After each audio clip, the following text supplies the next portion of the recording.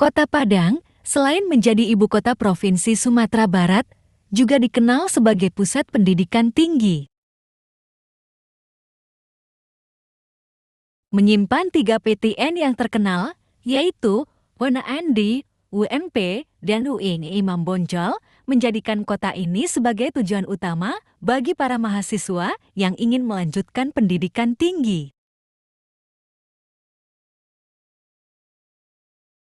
Rektor merupakan jabatan yang diwajibkan untuk mengirimkan laporan harta kekayaan penyelenggara negara LHKPN. Kewajiban pelaporan itu diatur dalam Undang-Undang U Nomor 28 Tahun 1999 tentang penyelenggaraan negara yang bersih dan bebas dari korupsi, kolusi, dan nepotisme, U Nomor 30 Tahun 2002. Menurut laporan yang dirilis di laman LHKPN, Rektor UNP, Ganefri diketahui memiliki harta kekayaan terbesar di antara ketiganya.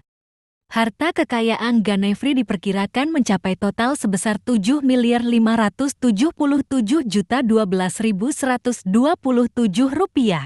Laporan tersebut menunjukkan bahwa harta kekayaan Ganefri terdiri dari 6 bidang tanah dan bangunan yang berlokasi di Padang dan 50 kota.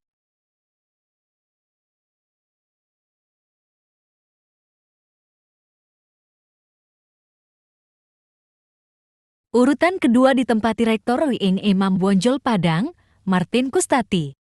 Harta kekayaannya saat ini diperkirakan mencapai Rp3.645.593.708 yang terdiri dari kepemilikan 2 bidang tanah dan bangunan yang berlokasi di Kota Padang.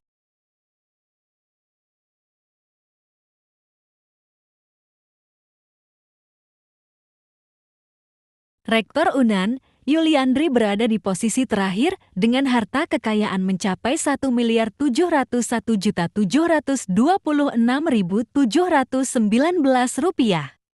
Dalam laporan LHKPN menunjukkan bahwa sebagian besar harta kekayaan Yuliandri terdiri dari 3 bidang tanah dan bangunan yang berlokasi di Kota Padang, Depok, dan Bandung.